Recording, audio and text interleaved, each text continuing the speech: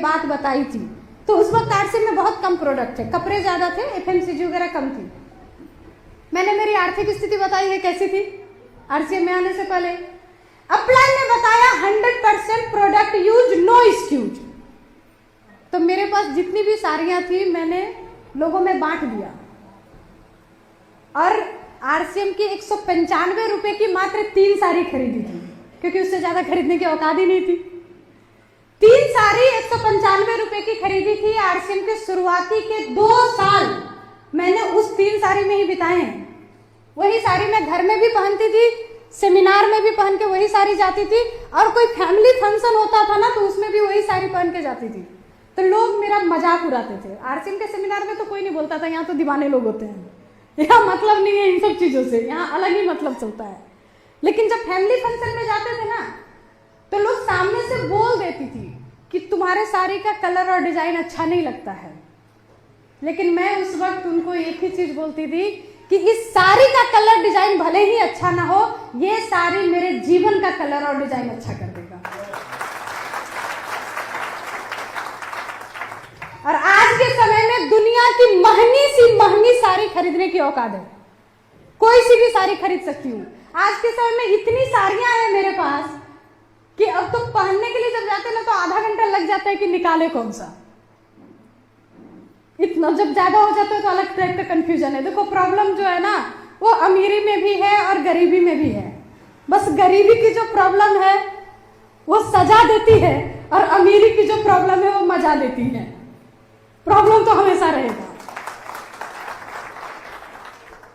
दुनिया की महंगी साड़ी खरीद सकती हूँ, लेकिन आज भी पसंद आरसीएम की ही साड़ी आती है, क्योंकि ये साड़ी लोगों के जिंदगी को बदलने का क्षमता रखता है। पहन सकते हैं, कर सकते हैं 100% प्रोडक्ट यूज। अच्छा कुछ ही लोगों का यस है, क्योंकि बाकी लोग तो सोच रही है कि पसंद का तो मिलता नहीं, महिलाओं में यस आ ही नहीं रही है, क्योंकि हमारे पसंद का तो कपड़ा नहीं मिलता है। कलर लेने गए थे ग्रीन, पिकअप सेंटर पे तो सिर्फ ब्लू है, यूज कौन सा करें। तो मैं एक देखो राज की बात बताती हूँ, अगर हमारी पर्सनालिटी हमारे ड्रेस से डिसाइड होती है तो फिर हमने अपनी पर्सनालिटी में क्या बनाया।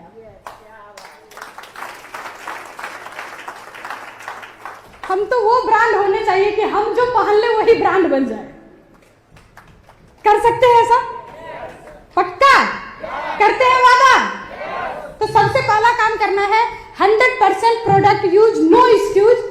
और दूसरा काम करना है अपने एक्टिव एंड ग्रोइंग अपलाइन की बातों को फॉलो करना है। बहुत सारी एजुकेशन सिस्टम है, गुरुकुल है, 1 PM है, 9 PM है, इसके अलावा भी बहुत सारी चीजें चलती है, उड़ान है, वीरांगना है, बहुत सारी ट्रेनिंग की व्यवस्था है। लेकिन अपलाइन के साथ अगर ट्यूनिंग सही नहीं है ना तो कोई भी व्यवस्था काम नहीं आने वाली है। देखो हम सबके पास में स्मार्टफोन है ना, कितने लोगों के पास स्मार्टफोन है एक बार दिखाइएगा, कितने लोगों के पास स्मार्टफोन है। कुछ लोग तो कंटिन्यू रिकॉर्डिंग में लगे हुए हैं, जिसको बाद में सुनेंगे नहीं, ये भी मुझे पता है, क्योंकि इतनी स्टोरेज हो जाती है कि उसके बाद उसको डिलीट करना पड़ता है, तो यूज तो होता नहीं है। एक बार दिखाइए कितने लोगों के पास स्मार्टफोन है। चलो लगभग सभी के पास है। अच्छा स्मार्टफोन को चलाने के लिए, इसको यूज करने के लिए क्या चाहिए? डाटा चाहिए। सिर्फ डाटा रहने से यूज हो जाएगा क्या? रिचार्ज भी चाहिए।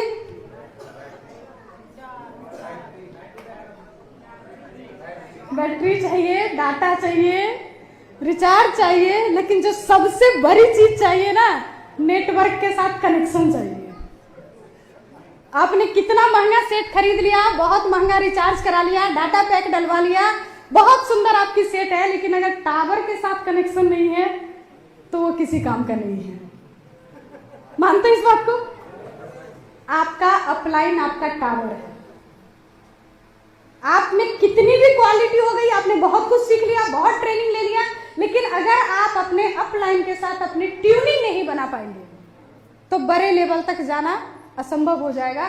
अगर आपने अपने अपलाइन के साथ ट्यूनिंग बना के काम किया तो कुछ भी असंभव नहीं होगा, क्योंकि ये टीम वर्क है, और टीम के साथ काम करने से ही ड्रीम पूरे होते हैं।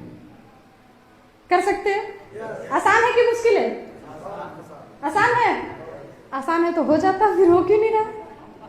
अच्छा अभी साइड में ले जाके पूछू ना तो आधे से ज्यादा लोग अपने अपलाइन का कंप्लेन कर सकते हैं, गाली देंगे, है ना?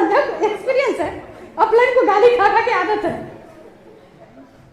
होता है। क्योंकि कभी भी हम 100% किसी के साथ अपने विचार को मैच नहीं कर सकते हैं और करना भी नहीं है।